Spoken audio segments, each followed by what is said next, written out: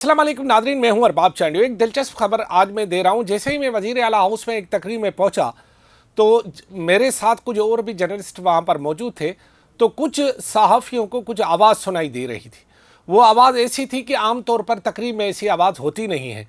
वो हमने जब मुड़कर देखा तो एक तर्जमान जो है एक पीपल्स पार्टी के शागिर्द लीडर को नाम लेकर पुकार रही थी, आप इधर आएँ, आप इधर आएँ, आप इधर आएँ। और मैं नाम उन दोनों का नहीं लेना चाहता हूं, दोनों मेरे लिए एहतराम के लायक है, लेकिन दोनों ने वहां पर जो कुछ किया वो बहुत ज़रूरी था आपको बताना कि वहां पर जो है वो शागिर्द लीडर को बुला रही थी एक तर्जमान और कह रही थी, आप इधर आएँ, आप इधर आएँ, आप इधर आएँ।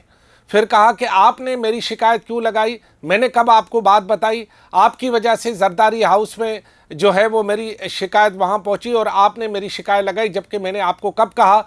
उस दौरान जो है मुख्तलिफ वहाँ पर जो लोग मौजूद थे, लाजमी तकरीब बहुत बड़ी थी, बिलावल भुट्टो जरदारी को आना था। बिलावल भुट्टो जरदारी के आने से पहले, सीएम के आने से पहले ये सारा कुछ वहाँ पर हो रहा था और वहाँ पर वज़ीर भी मौजूद थे, मुशीर भी मौजूद थे, तर्जमान भी मौजूद थे, बहुत सारे लोग मौजूद थे वहाँ पर, जर्नलिस्ट भी मौजूद थे और एक से ज़ायद जर्नलिस्टों ने ये बात सुनी और देखी।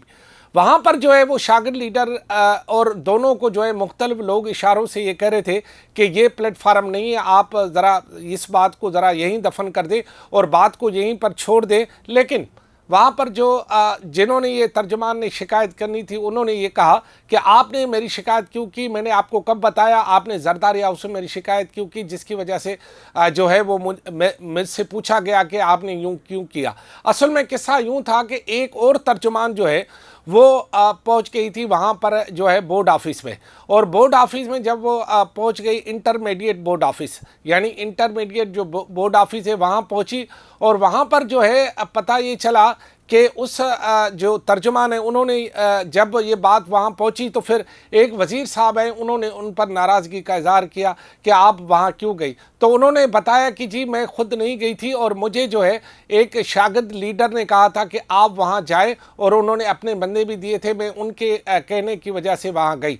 अच्छा, पता ये चला कि जब ये बात पता चली कि वज़ीर को आखिर किसने चुगली मारी और वज़ीर को किसने बताया, तो फिर पता ये चला कि एक और तर्जुमान ने अपने ही तर्जुमान पर चुगली खाई और उसकी वजह से जो है वो बात वज़ीर तक पहुंची और वज़ीर ने नाराज़गी का इज़हार किया। और जब वज़ीर ने नाराज़गी का इज़हार किया तो लाजमी है उसने वज़ीर ने उसी तर्जुमान को कहा कि आप क्यों गई, और जब उस तक ये बात पहुंची कि मैं यहाँ मेरे यहाँ आने से किसी और ने चुगली मारी है, तो फिर आज से 2-2.5 दिन पहले जो है जब जरदारी हाउस में एक मीटिंग हुई तो उस मीटिंग के दौरान जो है वो फिर जो जरदारी हाउस की मालकन है फरयाल टालपुर, उन्होंने फिर उनसे ये पूछा कि आपने ऐसा क्यों कहा। जब उस तर्जुमान की बात पुरस हुई तो उस पर उन्होंने जो है उस वक्त तो कुछ भी नहीं कहा, लेकिन आज अपनी नाराज़गी का उनको मौका मिल गया और उन्होंने भरी महफिल में जो है, हालांकि ये महफिल उनकी नहीं थी, भरी महफिल में जो है उन्होंने उस शागिर्द लीडर को बुलाया और उसको कहा कि जी आप जो है उसका नाम भी लिया और नाम 2-3 मरतबा लिया, उसकी कास्ट पुकारी उसकी, और फिर उसको कहा कि जी आप जो है इधर आओ, इधर आओ, इधर आओ, और आपने ये शिकायत क्यों लगाई और इसकी वजह से मैंने आपसे कब बात की थी और आपने कब ऐसा हुआ जिसकी वजह से जरदारी हाउस में मेरी शिकायत। अब ये बच्चों का खेल तो है ही नहीं। अब ये क्या हो रहा है कि पाकिस्तान पीपल्स पार्टी जिनको कोई जिम्मेदारी देती है, किसी भी ओहदे पर हो, मेरी किसी से दोस्ती और दुश्मनी नहीं ना। बहुत सारे लोग ये कह रहे हैं कि मैं तर्जमानों के पीछे पड़ गया हूँ। भाई मैं तर्जमानों के पीछे नहीं पड़ा हूँ, मैं तो तर्जमानों की सही नुमाइंदगी कर रहा हूँ, मगर तर्जमानों के बारे में जो उड़ती खबरें आ रही हैं अब आपस में ही लड़े पड़े हैं, तो मेरा क्या कसूर है। मैंने कहा था कि उनको कि जी वो भरी महफिल में आप शागिर्द लीडर को ये किसी कास्ट का नाम लेकर बार बार बुलाए, ओ इधर आओ, इधर आओ, आप इधर आओ, आप इधर आओ, ये कोई तरीका तो नहीं होता मेरे ख्याल में। अगर आदाब खुद ही नहीं रखते हैं, खुद ही कुछ जो है वो महफिल का ख्याल नहीं रखते, खुद ही वो चीज़ों का ख्याल नहीं रखते, फिर कहते हमें कि जी आप ये बातें क्यों करते हो। भाई जब आप ऐसी बातें करो ही ना, आप खुद अपना ख्याल खुद रखो, अपनी महफिल का खुद ख्याल रखो।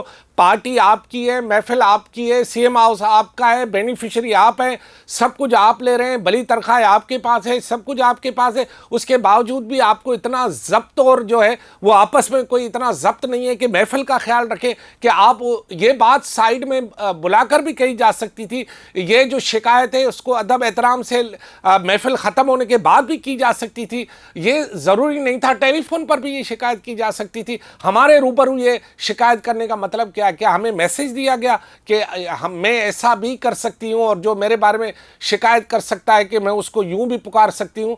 بھائی جان یہ آداب کے خلاف ہے. اگر آپ سمجھتے ہیں کہ آپ نے یہ درست کیا ہے تو پھر زبردست ہے، ویل اینڈ گڈ ہے. اگر آپ سمجھتے ہیں کہ آپ نے یہ درست نہیں کیا تو آپ کو اپنا جائزہ لینا پڑے گا.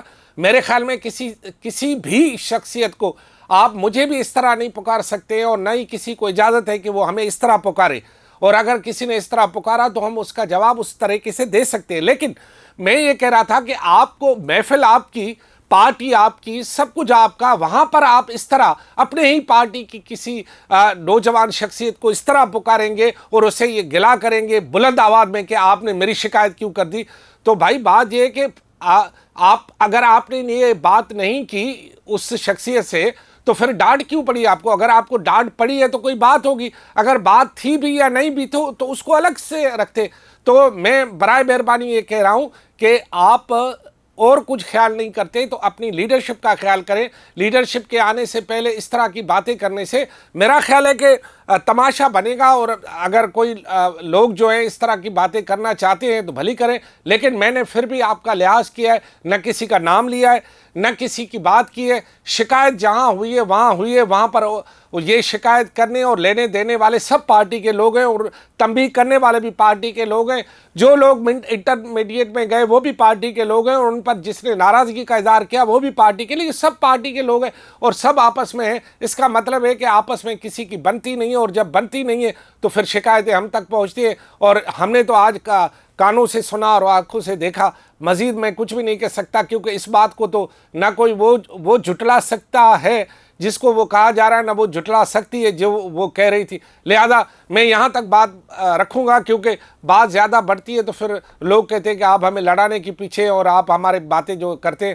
یار بات کرنا بھی مصیبت ہے، ادھر بات نہ کرو بھی مصیبت، بات کرو بھی مصیبت.